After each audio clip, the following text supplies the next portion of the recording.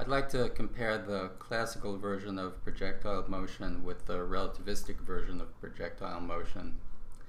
The physical problem is you take a mass, you fire it at an initial velocity v sub 0 and at an angle theta. The mass is going to be acted on by a constant downward force F. So the mass will trace out a trajectory. It'll reach maximum height y max in some time, and then it'll come back and hit the ground at a position r. So during the flight, it's traveled out a horizontal distance r. So what I'd like to do is first analyze the motion using the standard form of Newton's second law, F equal ma. The force in this problem can be written as minus F times j hat. This F is just the magnitude of the force. J hat is the unit vector in the y direction. I'll also be using I hat, which is the unit vector in the x direction. So I can take Newton's law and I can write it like this. A is equal to dv dt, use this expression for F. Then I can divide both sides of that equation by m. So I'll get an F over m over here, and then I can define an A sub c equal F over m, and A sub c is the magnitude of the classical acceleration. So the equation of motion will take this form over here. I'd like to look at the x and y components of this equation. So what I can do is I can take the equation and dot both sides with I hat. So I'll have I hat dot this. I can bring the I hat inside the derivative, so I'll have I hat dot v in here, which is v sub x. On this side I'll have I hat dot j, which is 0 since they're perpendicular. The rate of change of v sub x with respect to time is 0, so v sub x isn't changing, so v sub x is constant.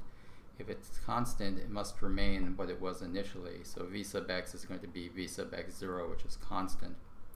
So in this classical case, the sidewise motion will be taking place at constant velocity. Now v sub x is also equal to dx dt, since v is equal to dr dt, and r is the position vector. You can just dot both sides of this with I hat, and you'll get v sub x is equal to dx dt. So dx dt is equal to vx0. Vx0 is a constant, just the x component of the initial velocity. So this can be integrated right away to get x is equal to v sub x times t plus an integration constant. But you set the integration constant equal to 0 because that's just the x coordinate of the particle at t equals 0. And the particle starts at the origin where x equals 0 and y equals 0. So you get this equation for the x coordinate as a function of time. Now I'd like to look at the y component of the equation of motion. So what I do is take this equation and I dot both sides with j hat. So like before, I can take the j hat and bring it inside the derivative. So in here I'll have j hat dot v, which will give me v sub y over here. And on the right side I'll have j hat dot j hat, which is 1. So the y component is just this. So dv sub y dt is equal to minus a sub c, and a sub c is a constant. So this can be integrated right away to get v sub y is equal to minus a sub c times t plus vy0. This is the constant of integration, which is just the y component of the initial velocity. So that just represents this. So v sub y is equal to dy dt. So this expression here is equal to dy dt. So that can be integrated right away for y. And then you can integrate this first term by the power rule, and the t will become t squared over 2. You take the 2 in the bottom and you can bring it out front, so you have a factor of 1/2. And the t becomes t squared by the power rule. This constant term then just becomes v sub y 0 times t. the integration constant is y0, and that's equal to 0 again, since the particle starts with position y equals 0, x equals 0, and y equals 0. So now that I have these two equations, I can solve this one over here for t and substitute the result in here and get this equation for v sub y. I get v sub y as a function of the y coordinate of the particle. If I group all these equations together, I have these three equations for y motion and these two for x motion. And these three for y motion are entirely independent of vx0. So the y motion is actually independent of vx0. So what I could do is I could set vx0 equal to 0. And that would correspond to firing the mass vertically upward with some Vy0. So in that case, the mass would just go up, reach a maximum height in some time, and then come back down in some time. So if I then turned on a Vx0, so I'd be firing the thing at an angle, and kept that Vy0 fixed, in the classical case, it would go up to the same y max as before, in the same time as before, as in the vertical case, come back down and hit the ground in the same time as in the vertical case. So this y motion is completely independent of the x motion. So what happens is you have this up-down vertical motion with this constant sidewise motion superimposed on it. The two motions are independent of each other in the classical case. Now what I'd like to do is get expressions for t sub f, r, and y max. So if I want an expression for t sub f, what I can do is take this second equation over here, and I can notice that when t is equal to t sub f, when t is equal to t sub f, that's when the mass hits the ground. Then v sub y will be equal to minus v sub y0. V sub y is minus what it was initially. So this equation here would take this form here. So what I can do now is solve this equation for t sub f. I can bring this term to the left, and I can bring this term to the right. So I'll get this over here on the left, and I can just divide by a sub c, and I get t sub f is equal to 2 v sub y0 over a sub c. So what I can see from this is that t sub f is a function of vy0, but it's independent of vx0. The time the mass is in the air has nothing to do with the x component of velocity. Now if I want an expression for range, I can take this equation for horizontal motion, and I could evaluate this equation at t sub f, the time when the mass hits the ground. So at that time, x is going to be equal to r. So then I can take the t sub f here and replace it by the expression here and get this, and just rearrange these terms a little, bring the two over here, the two components of initial velocity over here over the a sub c, and there's an expression for the range. Now if I want an expression for y max,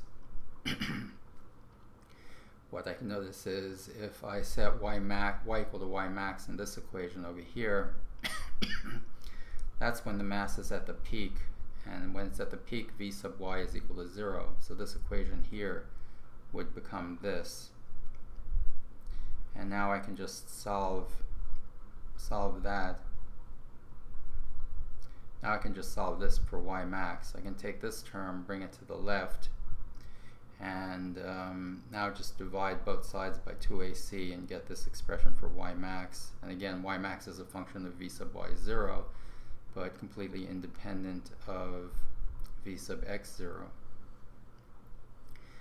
So I'd like to compare those three expressions with the corresponding relativistic expressions. First of all, But before I do that, I'd like to look at the relativistic equation of motion. So the relativistic version of Newton's second law is this. I derived this in a previous video. Here you have a gamma factor, and the gamma is equal to 1 over the square root of 1 minus v over c squared. The gamma factor is an increasing function of the speed. When the speed is 0, the gamma factor will be 1, and as the speed increases, the denominator decreases. So gamma increases, and it's going to have a vertical asymptote at v equals c. So when v is equal to c, the denominator is 0, and the thing goes to infinity. So gamma is always greater than or equal to 1. It's only equal to 1 if the speed is 0 and the mass is standing still. The F effective in this equation is this expression here that I derived in the preceding video. And this F effective, the beta over here is equal to the velocity divided by the speed of light. And this expression can be rewritten like this in terms of F tangential. So what I'm doing is I'm taking F and I'm going to decompose F along the direction that's tangent to the motion and along the direction that's perpendicular to the motion. So here's F, and here's F tangential over here, and here's F perpendicular over here. So I write F as F tangential plus F perpendicular.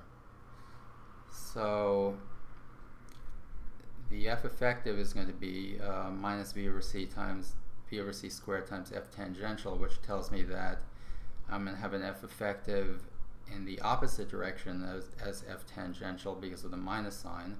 Here's F tangential. The F effective will be like this.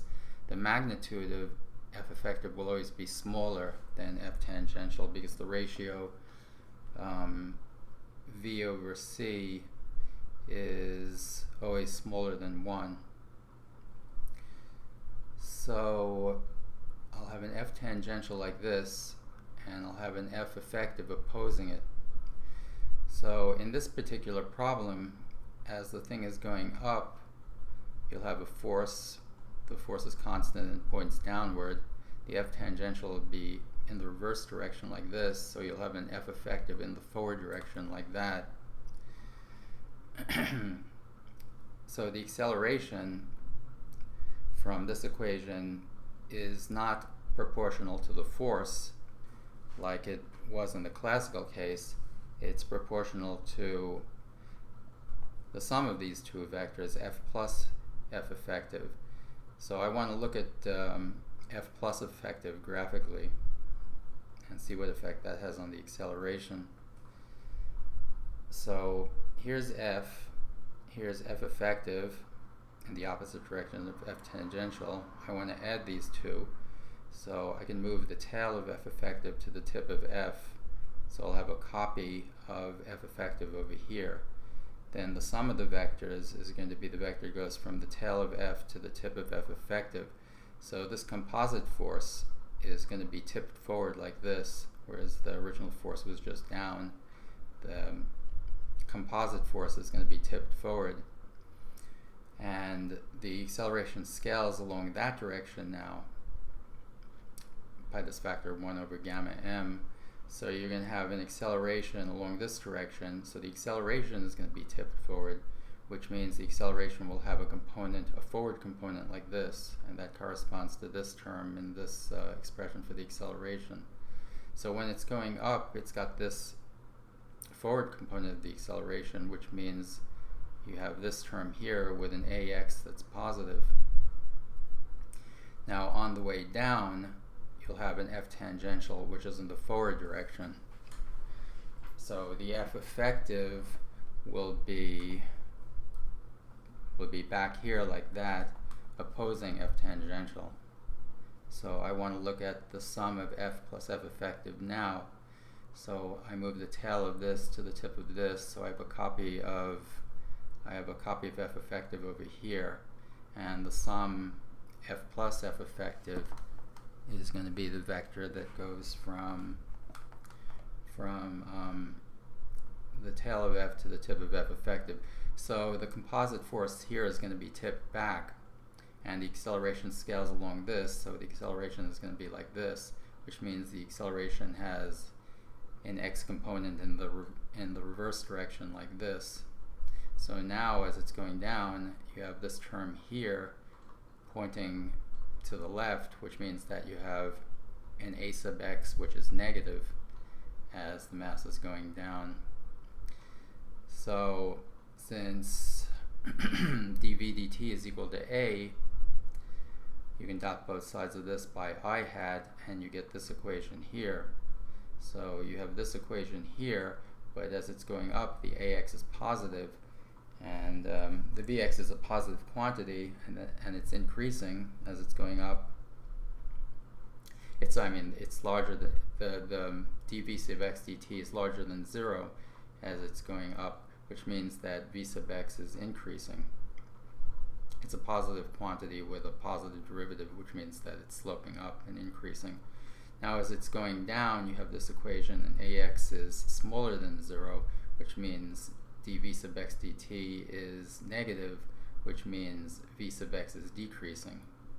So what's actually happening is, as the mass is going up, the v sub x is increasing. This component of velocity is increasing, and when it gets to here, it starts decreasing.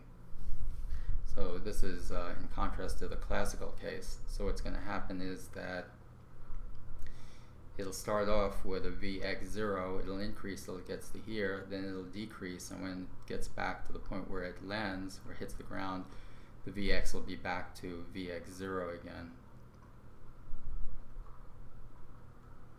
So as the thing is going up and the v sub y is decreasing, the vx is increasing.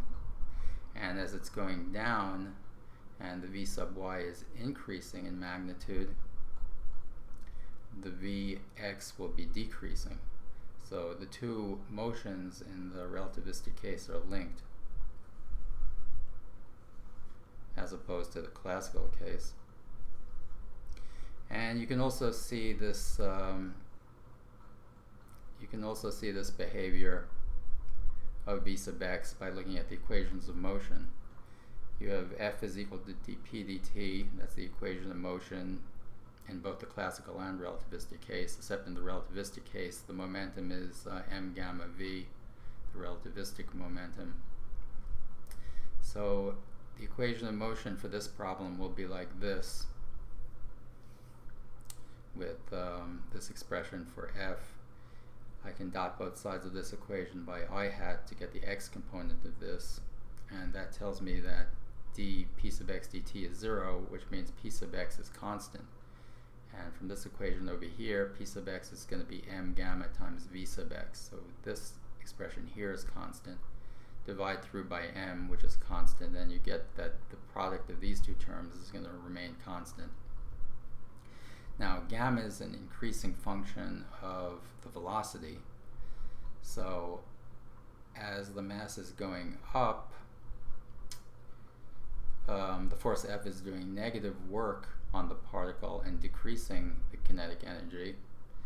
It's drawing energy out of the particle, so the speed is going to decrease.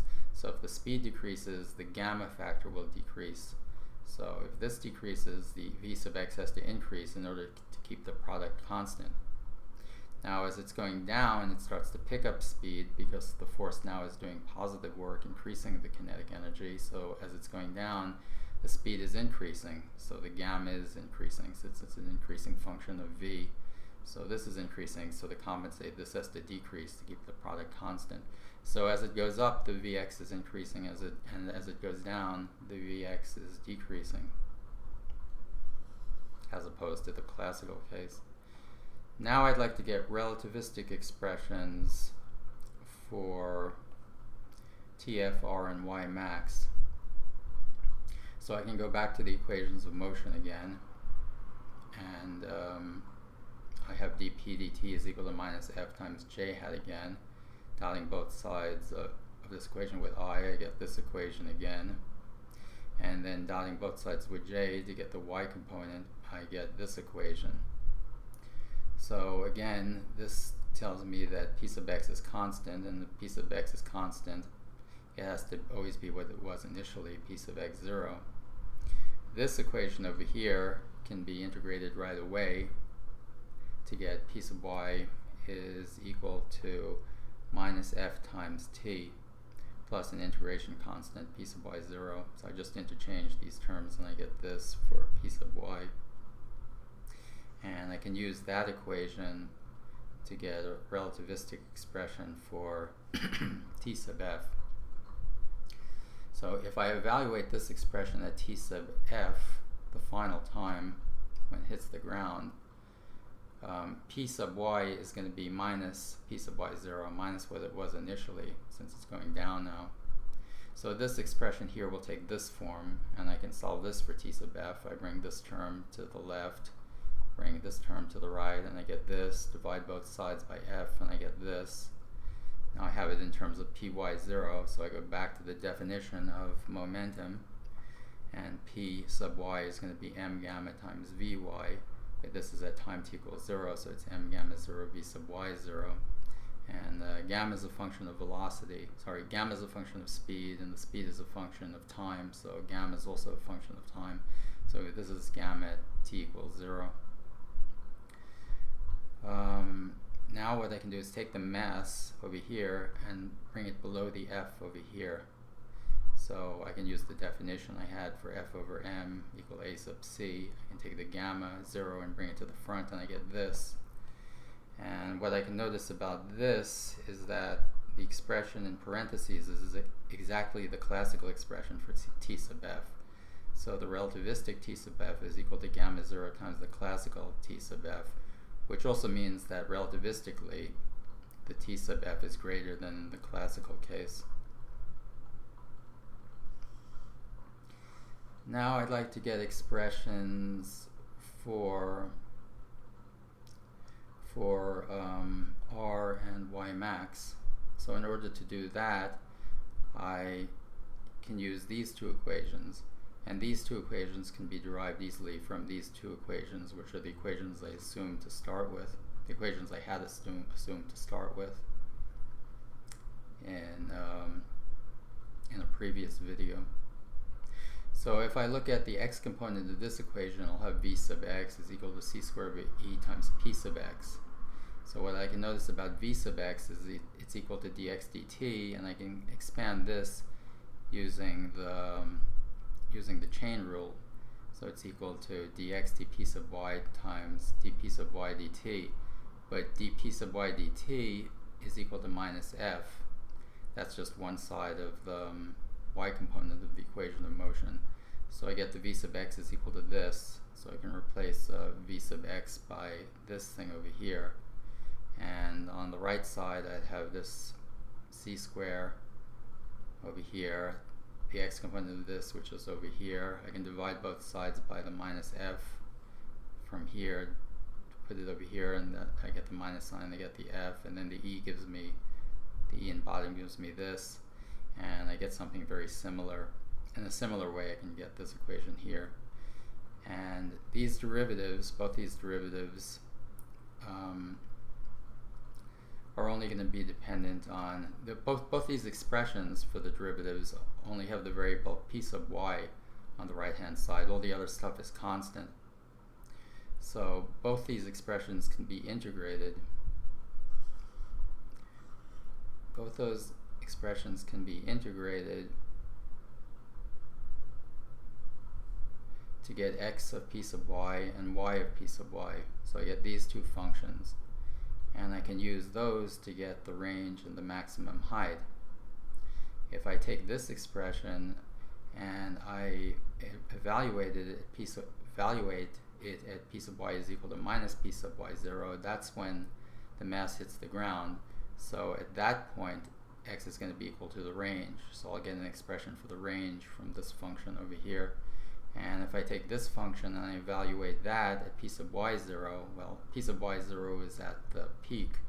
So that's when y is equal to y max. So I'd get y, this expression evaluated at 0 is equal to y max. So I get an expression here and here for the range and the maximum height. So if you do some algebra, some simplification on those expressions, you get these two expressions. So this is the relativistic expression for the range, and this is the relativistic expression for y max. And there's an important difference between this and the classical expression. Both expressions have v sub y 0, but the classical expression is independent of v sub x 0. But this relativistic expression depends on v sub x 0 through the gamma 0. Since the gamma 0 is going to be a function of v0, the initial speed is going to be the initial speed square is equal to this square plus this square. So the initial speed is dependent on v sub x 0. So this also shows you that the two components of motion, the vertical and horizontal components, are linked. Now what I'd like to do is I'd like to compare these expressions with corresponding classical expressions.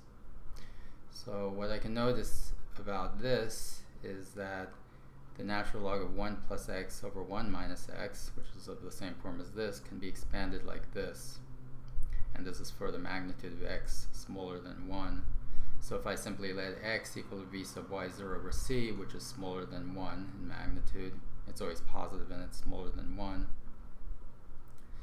then I can, then if I do that substitution, this becomes exactly equal to this, so this becomes equal to this expansion with x equal to v sub y 0 over c.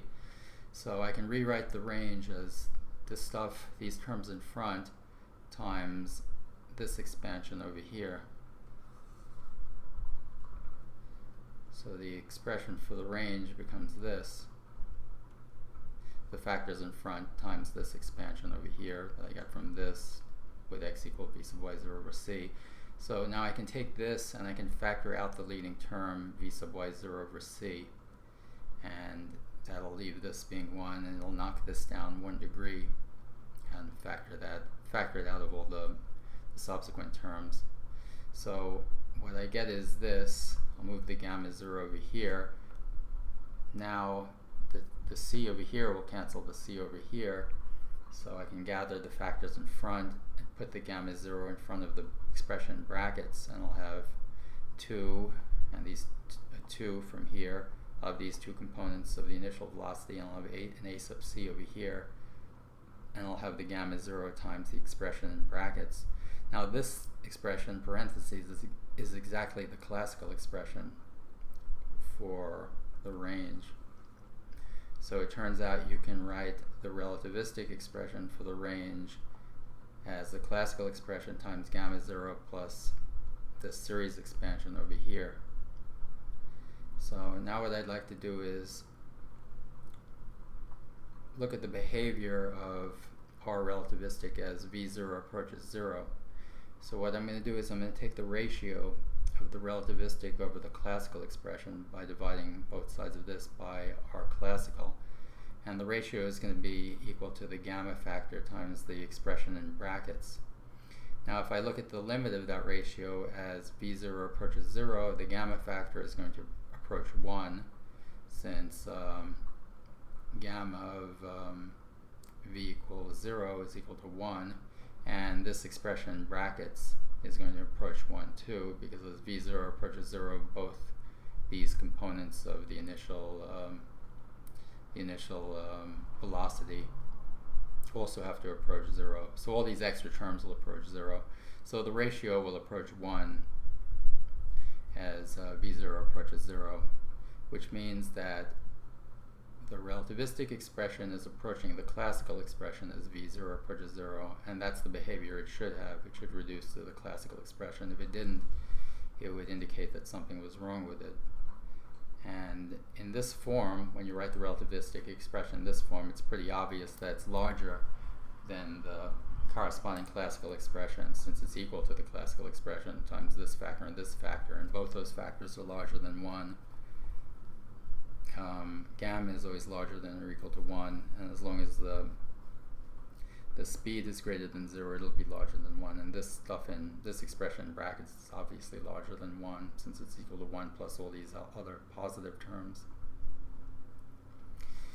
Now I'd like to do the comparison for y max, I'm going to compare that to the corresponding classical expression.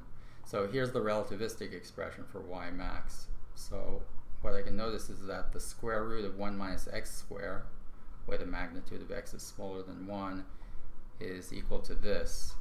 So what I could do is I could take the radical, I could move it to the other side, so I have 1 minus the radical, take these negative terms, bring them to the left so they'd all become positive.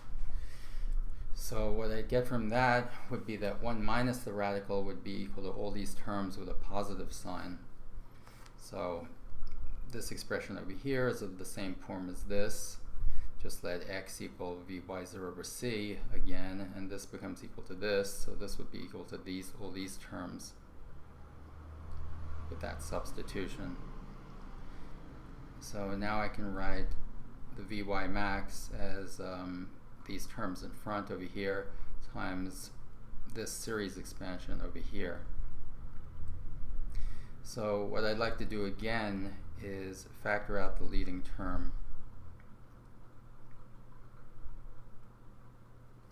So I'd like to factor out this term over here. So in front I have c squared over a sub c, and I have the gamma 0 over here. Then I'm going to factor out this whole term, and I'll have this over here. So I'll have a 1 here.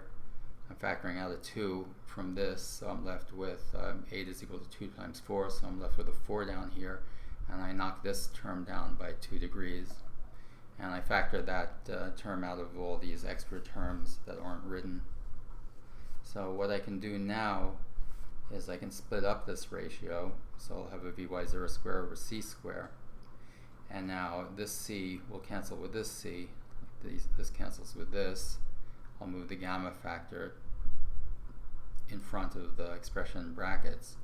So now what I'm left over with is vy0 squared over 2a sub c times these two factors. And this again is the classical expression for y max. So what I discover is that the relativistic expression is equal to the classical expression times these two factors. Now again, I'd like to look at the behavior of that expression as v0 approaches 0. So what I do is I take the ratio of the relativistic expression over the classical expression by dividing both sides by this, and I get the ratio is equal to these two factors over here. And as v0 approaches 0, again the gamma 0 will approach 1, and of course this term in brackets will approach 1, since I have 1 here, and all these other terms will disappear since vy0 has to approach 0 as v0 approaches 0. So the ratio is going to approach 1 as v0 approaches 0, which means that the relativistic expression approaches the classical expression as v0 approaches 0, and that's the behavior it should have, and if it didn't do that, it would mean something was wrong with it.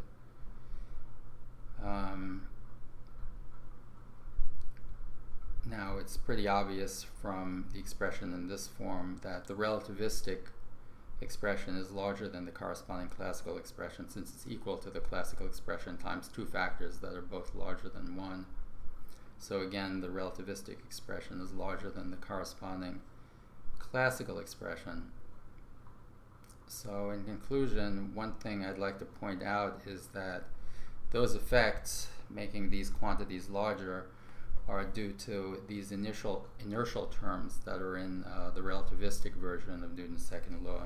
That this term over here, the gamma 0, and the F effective over here, those effects are due to these two terms.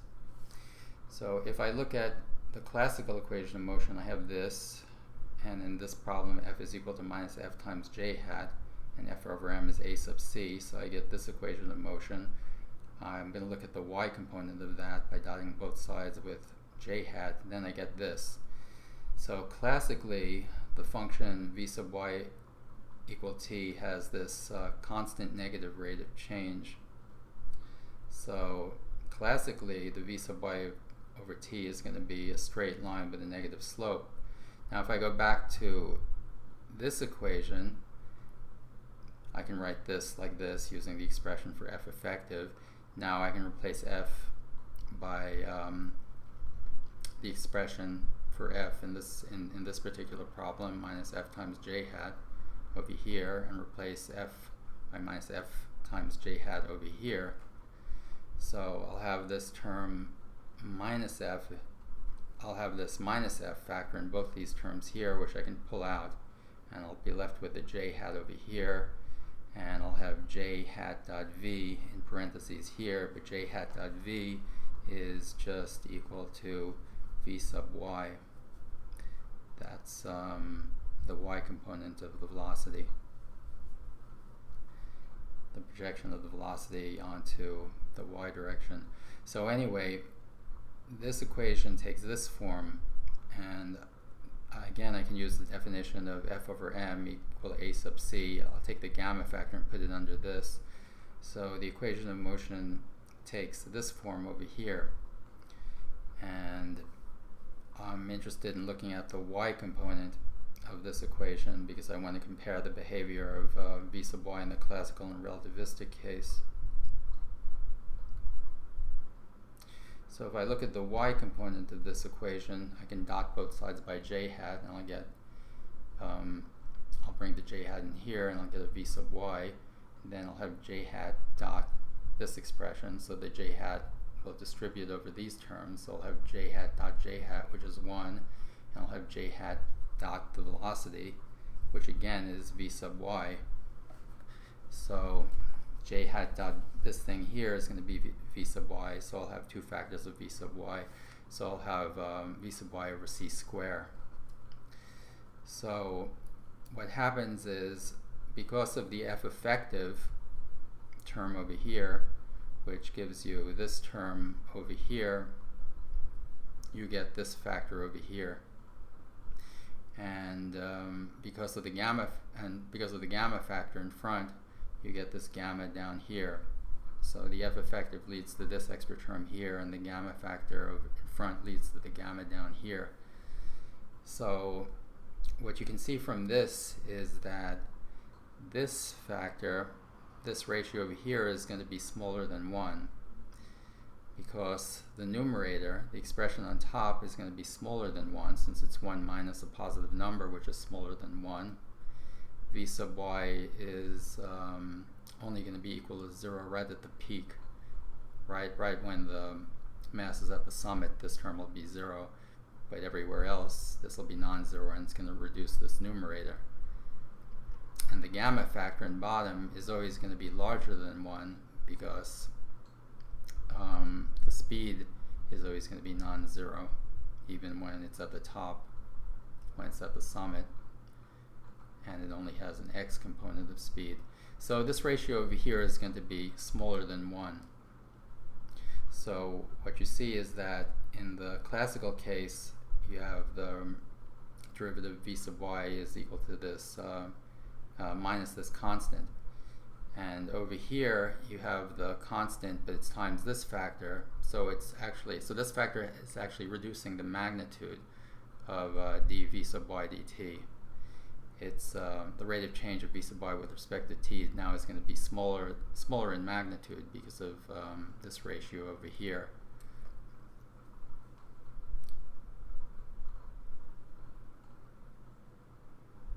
So this thing over here is still going to be a decreasing function. The v sub y of t, its rate of change is still negative, so it's still a decreasing function, but it's going to decrease more slowly now in this case because of those inertial factors. So in the classical case, if I go back to this equation, that can be integrated to get this. So you see the v sub y of t function is just a straight line with a negative slope like this. So here I'm graphing v sub y as a function of t. And this point over here corresponds to when t is equal to 0, that's when the mass is launched, and that's when v is equal to v sub y 0. And this part of the curve over here is the first half of the motion when it's going up. Over here is where v sub y equals 0, and that's at the peak where the curve crosses the line. And this is the second half of the motion when the thing is going down. And when this curve crosses this horizontal line, that corresponds to v sub y equal minus v sub y 0, which is that's when it hits the ground. So this line over here, this distance over here will be t sub f. So for this curve over here, the classical v sub y, the t sub f is just this distance here. But if I look at the relativistic equation, it's a decreasing function, but it decreases more slowly. So the relativistic v sub y is going to look like this. So it's decreasing more slowly, so it's going to cut this line at a greater distance. And then it's going to take longer till it gets to the peak. And of course this is both cases with the same initial velocity, the same initial y component of the velocity. So anyway, you can see from this curve that it's going to cut this line at a greater distance. Then it'll go down like this and cut this line at a greater distance. And this distance is equal to t sub f. So this distance here is going to be the relativistic t sub f. The distance here, where this cuts this line, is going to be the classical t sub f. This distance here, where the relativistic v sub y cuts this line, will be the relativistic t sub f. So anyway, you can see from this diagram that the relativistic t sub f is greater than the classical t sub f, and that's because of this extra factor in this equation for v sub y. So you can see that effect of increasing the t sub f is due to the extra inertial terms in the relativistic form of the Newton's second law. And you can also see that from this diagram that the relativistic y max will be greater than the classical y max. Because v sub y is equal to dy dt, that means dy is equal to v sub y times dt. So what you can do is you can integrate this, both sides of this, from t equals 0 to t equal f over 2, which is the time when the mass is at its peak. So that will give you y max. Those are all the little increments of y as the thing goes from as the time varies from t equals 0 to tf over 2 when the mass is at its peak. So anyway, this expression will give you y max, and this expression here is also the area under the curve, under the v sub y curve, from t equals 0 to t sub f over 2. So for the classical curve, which is just this, the straight line, the area is just this. So this expression is just the area under the v sub y curve. So for the classical expression, the classical v sub y, it's just going to be this area over here. But for the relativistic v sub y, it's going to be the area under this curve here, which is clearly larger. That's going to be equal to this plus all this other stuff. So you can see that since the area under this curve is greater than the area under this curve, the relativistic y max is going to be greater than the classical y max. The relativistic range will also be greater than the classical range, because for the range we'd be integrating this from 0 to tf, and relativistically the tf is going to be greater than the classical tf, and relativistically the v sub x is also going to be greater than or equal to vx0, which is and the classical vx0, the classical vx just remains fixed at vx0. So this vx is always going to be larger than or equal to the corresponding classical vx, so the range will also be larger. So you get those effects because of the added inertial terms. And another thing I want to point out is that in the relativistic case, the two motions are coupled, as opposed to the classical case. So classically you have this expression for tf and this expression for y max, and they're independent of vx0. So if we were to do this experiment using the standard form of Newton's second law, that is, the experiment would be first fire a thing vertically upward with some fixed vy0 according to the standard form of Newton's second law, it'll go up, reach some maximum height in some time, and then come back down. And then if we were to fire at an angle with a Vx0 greater than 0, the standard form of Newton's second law would tell us that, okay, we're going to fire at an angle, keeping the Vy0 fixed in both cases.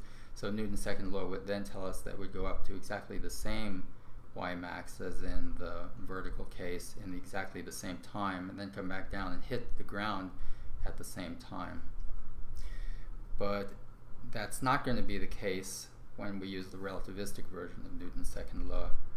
So if we do this experiment again using the relativistic version of Newton's second law, if we fire something vertically upward, we analyze the motion using the relativistic version of Newton's second law. We have some fixed Vy0. The mass will go up, it'll hit some maximum height in some time and then come back down. But then if you keep that Vy0 fixed and you turn on a Vx0, it will go up on an angle, but now it'll go up to a greater height than it did in the vertical case and in a greater amount of time than it did in the vertical case. So you can see that by looking at these equations.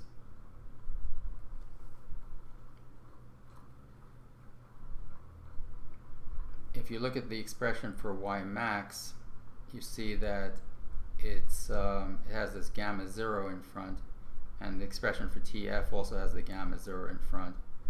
And the gamma 0 is a function of v0, and v0 is going to be a function of the vx0 and the vy0.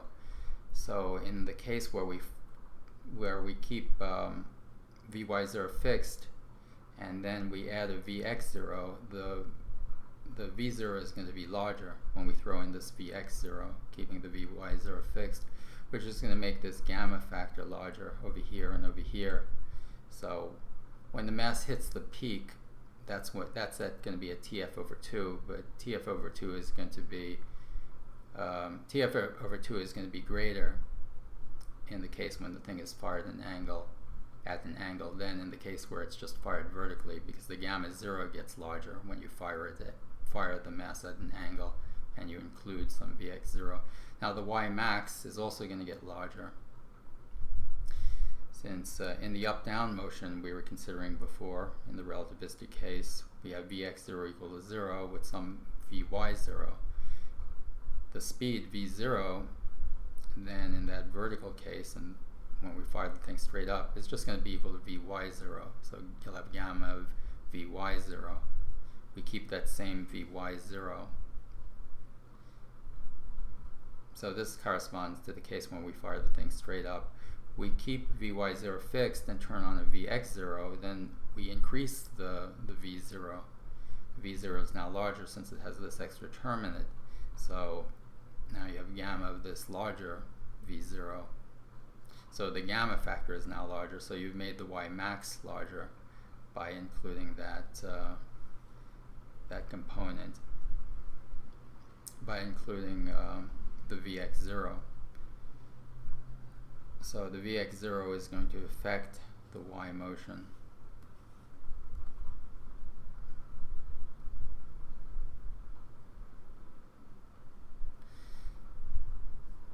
So if you look at this case when you fire it at an angle with a Vx0, it's the height is going to be greater, the maximum height will be greater than in the vertical case with the same Vy0. So you can consider this case with the Vx0 as it passes this point, the y max that corresponded to the vertical motion. And as it passes this point, it's still moving up. So that means that the Vy0 is not equal to 0 when you're firing the thing at an angle when it's at this height. But when you fire it vertically with the same Vy0, the Vy is going to be 0 at this height.